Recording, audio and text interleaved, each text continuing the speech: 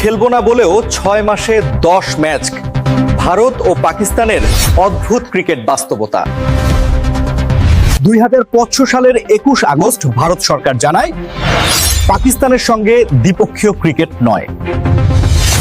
ঘোষণায় বলা হয় ভারতীয় দল পাকিস্তানে যাবে না, পাকিস্তানও ভারতে খেলবে না।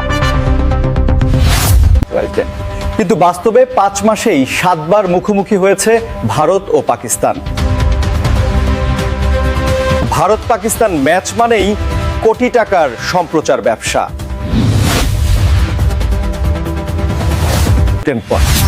এশিয়া কাপে মাত্র 2 সপ্তাহে 3 বার ভারত পাকিস্তান ম্যাচ আয়োজন হয়। রাজনৈতিক উত্তেজনা থাকলেও ক্রিকেটের লড়াই থামেনি।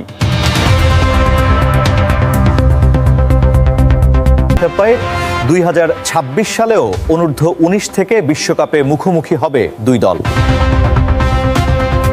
কাগজে বয়কট, মাঠে নিয়মিত লড়াই, এটাই ভারত পাকিস্তান ক্রিকেটের বাস্তবতা।